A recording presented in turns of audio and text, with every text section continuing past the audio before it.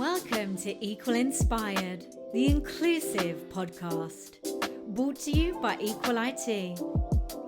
Moran Weber joins us, who is the CEO and founder of Women on Stage, which is a platform to showcase, book and train women professional speakers for any tech event, conference, webinar, meetup or podcast. Moran was formerly the tech lead at Wix and has over 10 years of experience working with software development.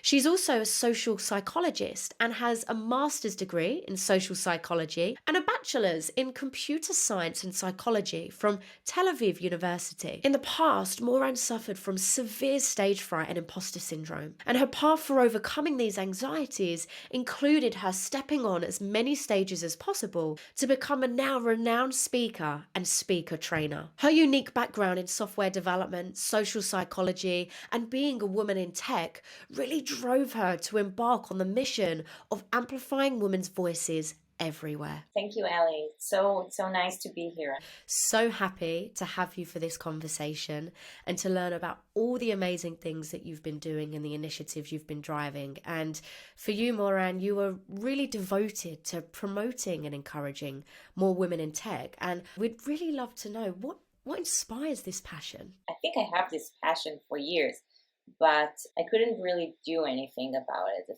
few years ago. The main thing is that I really want to help other women overcome the things that I was struggling with for so many years. You know, as a software developer, usually one of the only women in the room, I was always too scared to speak, too scared to say something, too scared that someone will find out that I'm here by mistake, that I'm just a fraud. And I think I've been dealing with these feelings for years, but only when I took my master's degree in social psychology, it was back in 2014, I came to realize that the things I've been struggling with for years and years are it's not just me. I'm not the only one who has these feelings. Many women do. So for me, it's just wanting to help others overcome these feelings and to normalize it for them and to let them know that they're not alone and we can change that. We can really change that. Truly inspirational, especially the fact you've had your own challenges and experiences, but you haven't let them define you. You've used that to fuel this motivation and passion to try and make a positive change. And that's really admirable, Moran, because it's not an easy thing to do. You're also a social entrepreneur and you love building products for social good, one of them being Women on Stage. And we would love to learn more about this initiative. Women on Stage is a global community platform to showcase, book, and train women professional speakers for any tech event, for any conference, meetup, webinar, podcast even. And Women on Stage currently consists of two parts. The first one is a platform for event organizers to invite women speakers for their next event. It started in the midst of COVID in 2020, and started as a side project. And I remember I asked myself, well, no one will register, and no one will invite these speakers because we don't have any conferences at the moment. But well, let's just see what happens. And it grew virally so quickly. Today we have almost 900 speakers from all over the world. And that's incredible. With no marketing efforts, it's spreading by its own. So that's one part of Women on Stage, and the other part is that we do training to generate the next generation of women on stages.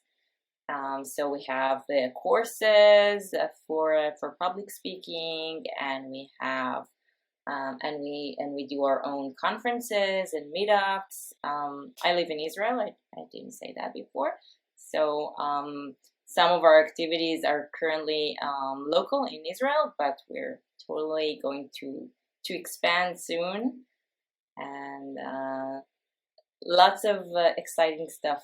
The journey that you've been on and that growth is so powerful, but I truly believe it's because of that mission that you're working towards. And it is so important because far too often we do hear from event organizers, there isn't enough women. You know, that's why our panel discussions are more so than often cis white male.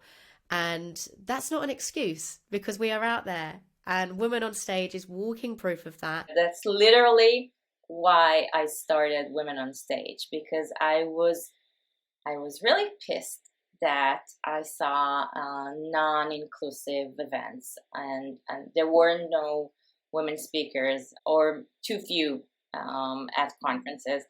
And I kept hearing those excuses. Well, we've looked, but we couldn't find anyone, and we couldn't find anyone who knows anything about this topic. And I wanted to prove them wrong. So there, now you have it. And yeah, so that's exactly what I did.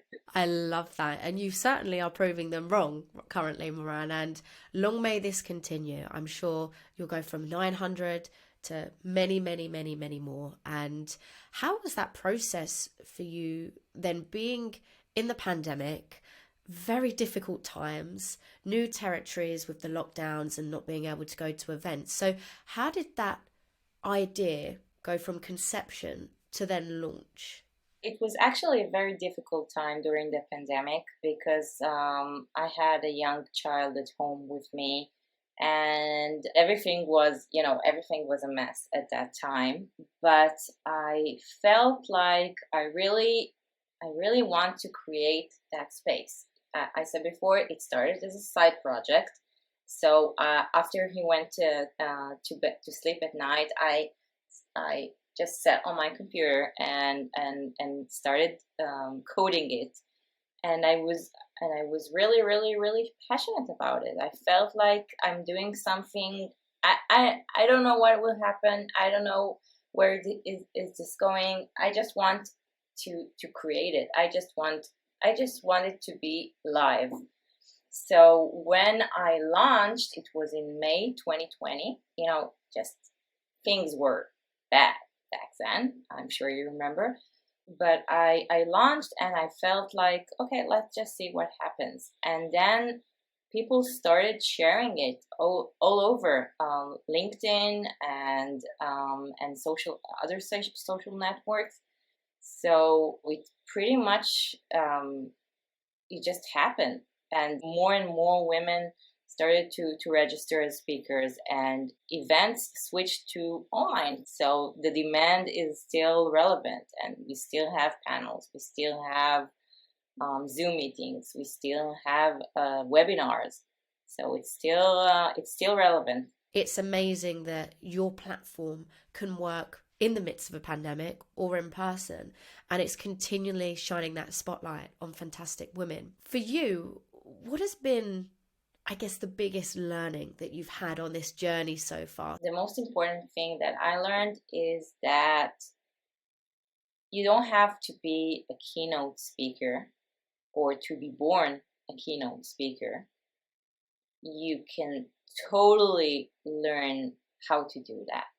You can totally get better at it from time to time. And everyone has a story to tell.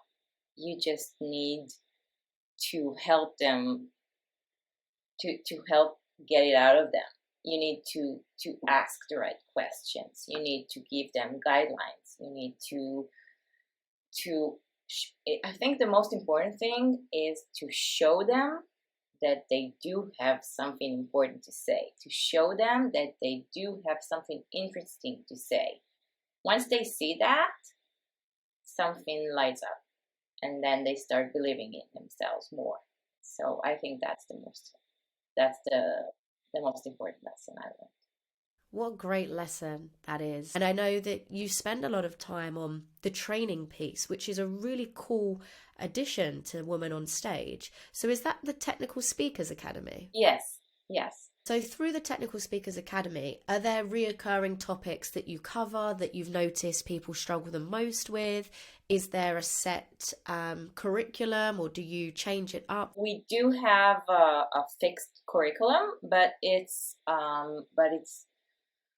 tailor made for women in tech specifically, because women in tech have their own struggles and have their own difficulties. We've also had some men participating in our courses, and they sometimes they have similar difficulties, but for women it's much more prevalent. So the main issue, for starters, is stage fright, imposter syndrome. Once again, I don't have anything interesting to say. I don't have what everything was done before.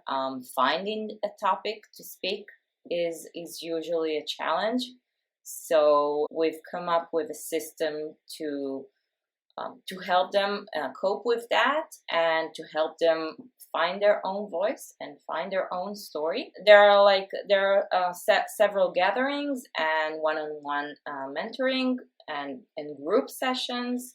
So the group really helps to facilitate, and once they see other women telling them, well, that sounded interesting. Wow, I can relate to what you're saying now.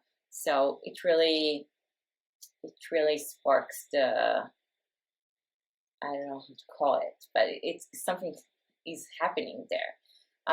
So we have that course. It's usually about between 5 to 7 sessions, and each course ends with the Women on Stage conference. So each participant gets the actual stage and gets her time on stage. And I think that the fact that it has like a grand finale makes it real.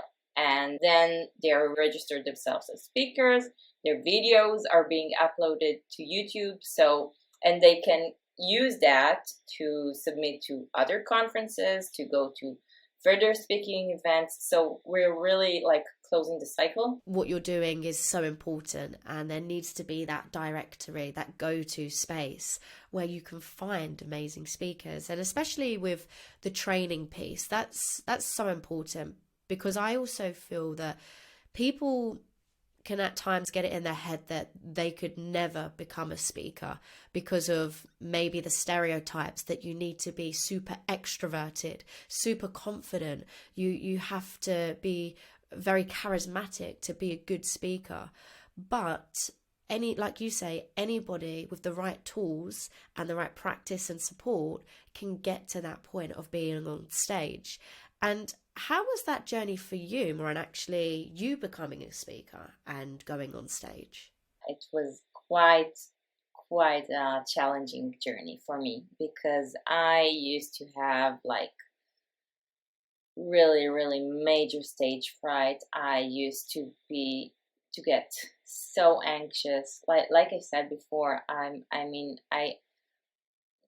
I couldn't, it's not only that I couldn't picture myself going up on stage, I could barely imagine, I could barely speak in daily meetings at work. I was feeling, like an outsider all the time. And I'm quite an introvert. It's not that I'm the,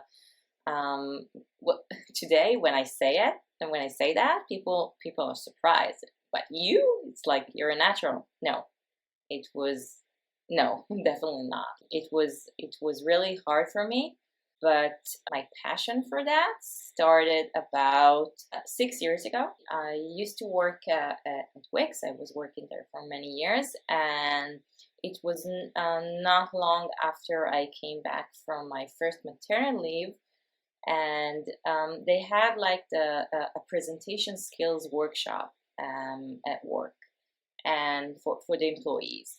And they used to have these workshops all the time, and these workshops were open for all, but women just didn't apply. And one time they decided, let's have this workshop, like a women only workshop. And suddenly tons of women applied, including myself. And I actually see this pattern happening all the time. So it's a very important pattern for diversity in general. But so if you want to target group, you need to directly approach them. But anyway, that women only presentation skills workshop was like the initial inspiration for the Speakers Academy, because something happened there. It's like that safe space. It's like that place where you feel like you can try, and no one will judge you, and no one will tell you you're wrong. And it felt so interesting and so nice. And for me, it was the first time that I saw people, other women mainly, tell me, "Wow, that's really interesting. That's really inspiring, and I want to hear more about what you want to say." And it was really surprising for me. So I felt, okay, there's something here. There's something interesting here. I want to try. And it was hard at first. And it was really hard at first, but I didn't give up, and I wanted to try again and to try again. So it was a long journey, but being in a safe environment and practicing the things I want to say really, really, really helps. And you get better at it. With that in mind, the workshops that you do, the experiences that you've had, what are your top tips for, let's say, becoming a keynote speaker? One of the most important tips is it's both for being a keynote speaker and for overcoming that stage fright, is I really recommend memorizing the first 3 to 5 minutes. I mean, memorizing by heart and being able to say them when someone wakes you up in the middle of the night. Because usually people are most anxious when they start, and if someone will black out, it will probably be at the beginning, because after a few minutes we're already feeling a little more comfortable, and we're doing it. But at first it's really hard, so memorize the first few minutes by heart. Always practice. And when I say practice, people tend to think, yeah, I'm prepared. So they 5 minutes or 2 days before their presentation, they open their laptop, they see their presentation, they look at it and, yeah, I know what I want to say. No, that's not practicing. Practicing is doing it out loud, even if you're alone, even if it feels weird. Always practice multiple times before going up on stage. I would also recommend starting with a story, like with a hook or something that gets the audience attention, preferably a personal story, something that relates to the metaphor of your presentation. Very powerful, and I can relate to a lot of those. So to give some context, I've been doing virtual talks for quite a while. Get super nervous beforehand, but I feel more comfortable because you have a screen in front of you, you can have notes in front of you, you haven't got hundreds of people staring at you in person on a stage, the spotlight isn't as such on you, right? And last November, I did my first in-person talk at the Nordic Women in Tech Awards. So I flew out to Gothenburg, which was an incredible, amazing event and experience. So shout out to them. But I agreed to do the talk. It must have been sometime in August, early August. So I had from August until November. And there were times where I was seriously considering making an excuse as to why I wouldn't be able to talk or attend, because of that inner imposter coming in, because of that self-doubt of, I can't do this. I'm not capable of doing this. And a good friend of mine recommended a book that really helped me as well, Talk Like TED. And that also highlighted creating a story, building that engagement, connecting on an empathetic level with your audience if you can. And something went into me, and I just thought, I want to do this. I want to help others, hopefully with my story, and inspire. And I'm going to do this for them rather than me. And it got to the point where I was practicing, honestly, about a month before, 3 times a day, because I was just so in my head. I guess I was painting a picture that it could go so wrong, that maybe I did way more than I should have to make sure I was prepared. I don't think so. I think that if you, like, when we practice and when we do it, even if it seems like too much, it makes us feel more secure. It makes us feel like we are on top of things. And if it's something that you feel more comfortable about doing it so many times, then so be it. I think TED speakers, I'm 100% sure that they practice hundreds of times, thousands of times maybe. So that's great. If you have the time to do that. I found myself in my car when I was driving, doing my talk out loud to myself in my car. And it was like a repetitive thing. Luckily, my talk was only 10 minutes, so it wasn't as overwhelming initially. But yeah, I definitely feel that the practicing helped so much. And the nerves were still there.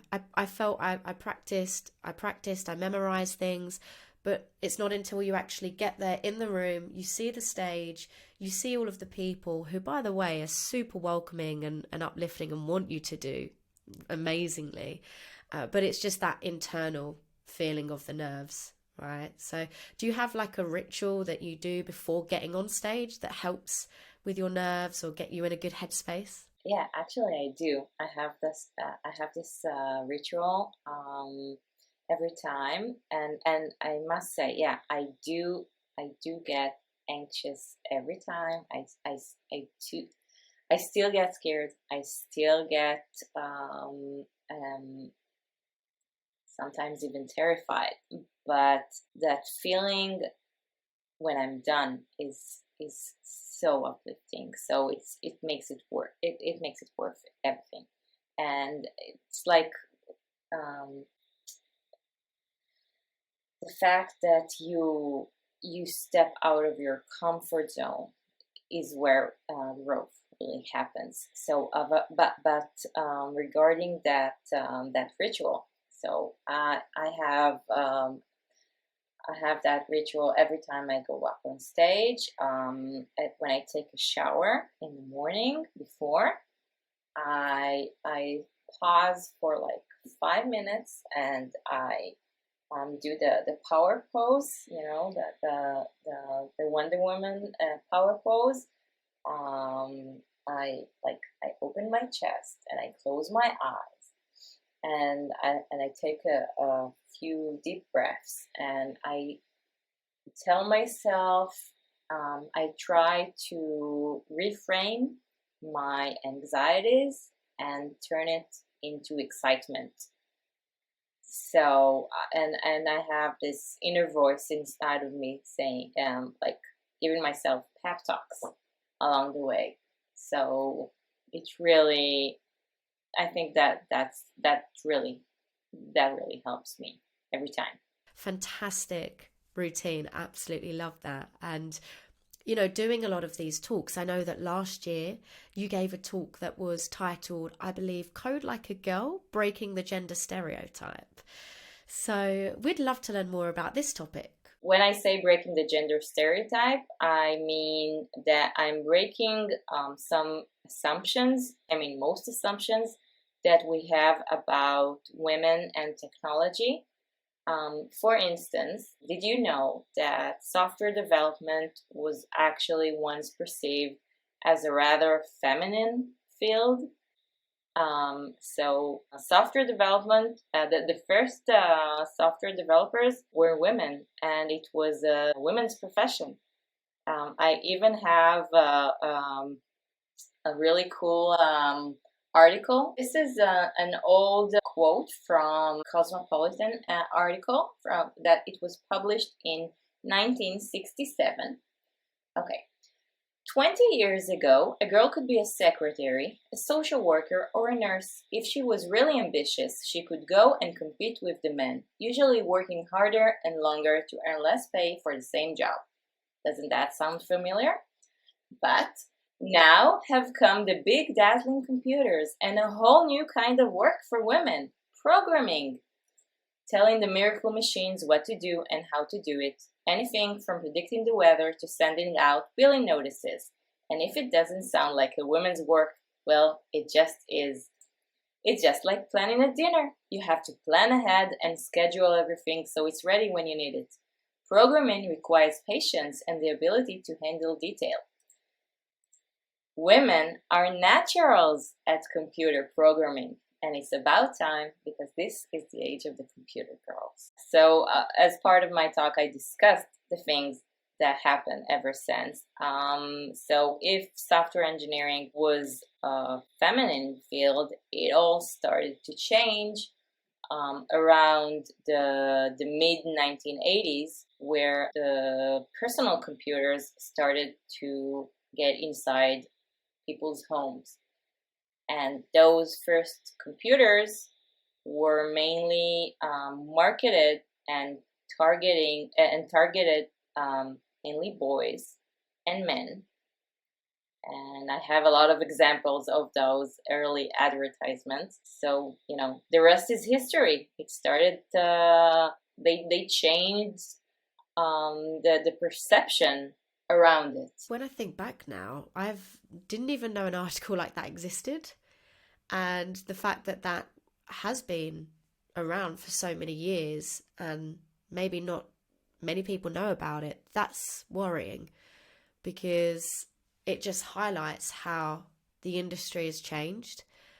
Reflecting back when I was at school, I always say I was never really educated on the likes of Ada Lovelace, Grace Hopper, Hedy Lamarr. These people weren't celebrated. It was more the stereotype, the typical of what a coder may look like. Your Bill Gates, your Steve Jobs, these were the people that were celebrated in my classroom. So the idea of ever moving into that space, it felt like it wasn't achievable. You couldn't be what you couldn't see. So why do you feel women are still highly underrepresented in the tech industry, off the back of your talk and your research? I think it's exactly what you just said. It's that you can't be what you can't see. And I think the main reason for that is the lack of role models. I mean, if you don't see anyone like you going places, doing stuff,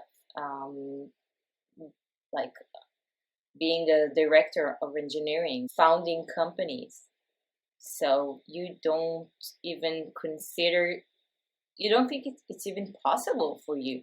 You don't think it's an option. You don't think it exists, because if you don't exactly fit in the stereotype of an entrepreneur, of a software engineer, of a manager, then you don't even try to get there, because it's like you don't even think it's possible. So I think that's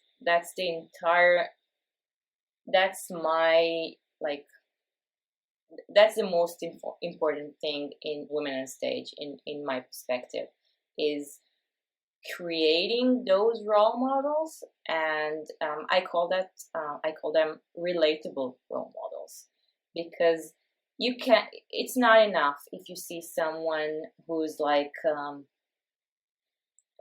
Beyonce.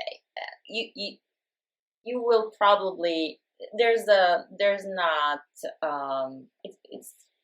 it's not really probable that you will get to be like Beyonce. So you need someone who's a bit more like you, and then you see them, and you feel like, wow, if she can do that, I can do that too.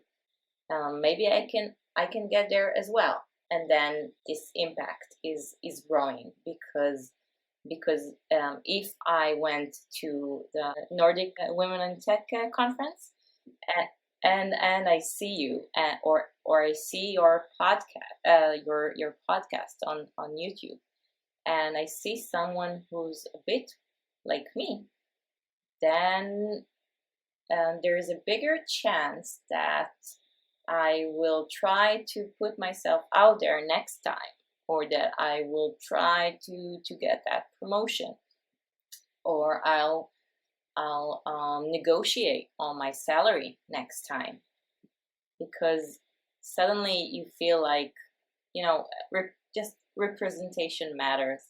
That's the deal. Representation is so important, and it is so powerful. And it's a big mission with what we do on the Equal Inspired podcast. It is to create relatable role models. I know we spoke about this previously, Moran, but everybody has a story. There's a source of inspiration from everyone's journey and the lessons that they've had in their life, the highs, the lows. As difficult as they can be at times, there's always lessons to take from that. And the more open we can be about our journeys, the more hopefully we can ignite a spark in somebody to get involved in this industry, because they know it's achievable. Role models are so important. What more do you think we can do to attract women and girls into tech? I think we should really try to break the stereotypes in other ways as well. For instance, for young girls, we need to show them that it's not just a boys' club. For instance, I keep getting these advertisements on Facebook to enroll my kid to junior developers, junior coding after school activity, and all the pictures are include only boys, and only swords and army, and everything is so stereotypically for boys. I think we need to rebrand the entire messaging there. It should depend on the age, and it should match their interests and what and their worlds. But they should see girls in the advertisement. They should see girls building things for greater good, or things that just interest them. Another example is that Hebrew, it's a gendered language. It has a different word for you if it's you for girls, or you for boys. And everything in Hebrew is always in the male form.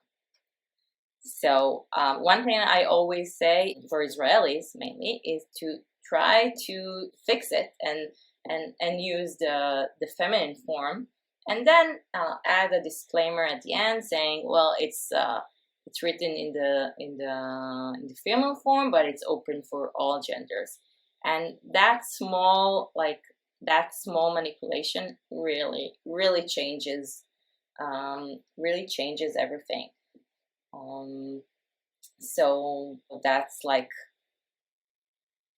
some of the most the easiest things that you can do. It's really easy actually when you try. And that's the thing, it can be, from the outside looking in, the smallest of changes, the smallest of amendments that go on to make the biggest, most long-lasting impact on whether or not you're going to inspire a girl to come into technology. And it's really relatable with recruitment as well. When you're on a company's website, if a lot of the photography that you're seeing on their page is very male dominated, it does make you instantly question, how inclusive is this environment? Do they value diversity? Do they have a team where there's going to be more creativity, innovation, where everybody will flourish? So really important thing, the imagery that we use and being mindful of that is so, so important. Just on the topic of role models and, when people are younger, how we can inspire more positive change. I was just curious, Moran, for you, getting into technology, who or what inspired that? It was actually like a fluke. I think it was by mistake. I went to university, and actually my first major was like cognitive science. So it was psychology with biology, and I started, and I actually found the biology part really boring. I'm sorry for biologists, but it was really boring for me. And I really loved the psychology part, but I knew I didn't want to be a psychologist, because I was interested in people, but I didn't think I didn't want to be a therapist. I didn't want to go there. So I knew I wanted to stay with the psychology part, but I was looking for something a little more practical. And my older brother, who used to be a software engineer, told me, "So why don't you enroll to computer science? You're smart enough. I think you'll be okay." And I was like, "Okay, let's try."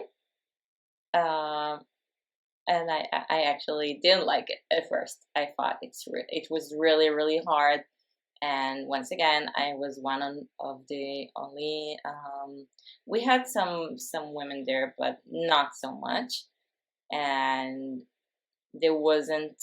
I didn't have a community to share my difficulties, but I stayed nevertheless, and I'm really, really happy that I did. It was, looking back, it was one of the best decisions I've ever made. That's amazing to hear. Again, it's that journey that you've been on. And what do you enjoy the most about working in tech or being involved in tech when you say it's the best decision you've ever made? I think tech is where innovation is. I think with tech, you get to scale.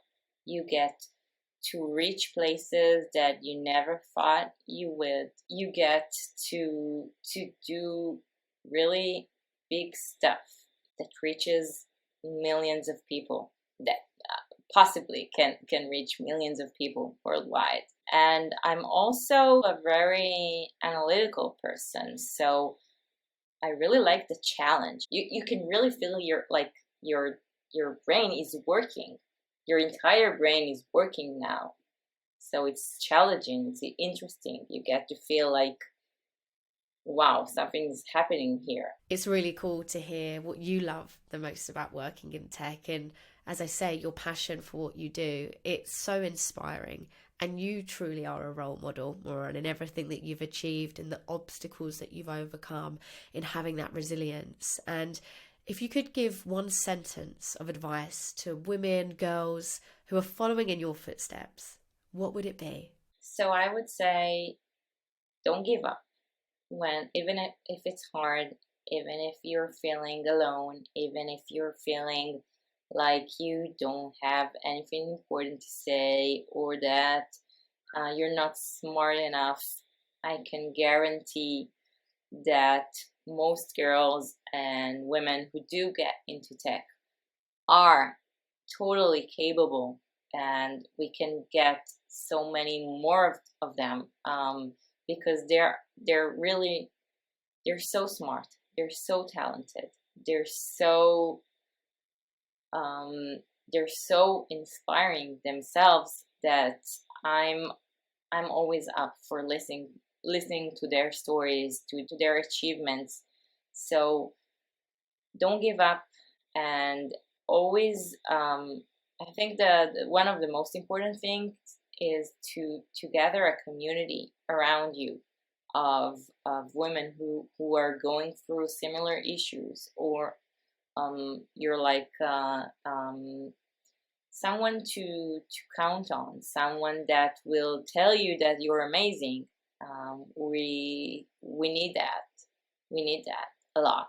So powerful, having those support systems around and being as uplifting as you can. Thank you, Moran, for sharing your story, your journey. I'm going to link Women on Stage in the bio. So anybody listening to this, how can they get in touch? How can they, I guess, join the community? What do they need to do? They just need to register on the platform. They can register to our newsletter. They can register as speakers.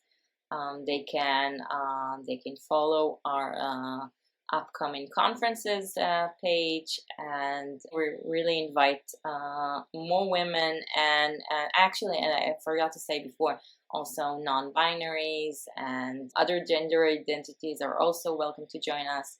So I really invite everyone to follow. Get following, get involved with Women on Stage. You certainly will not regret it.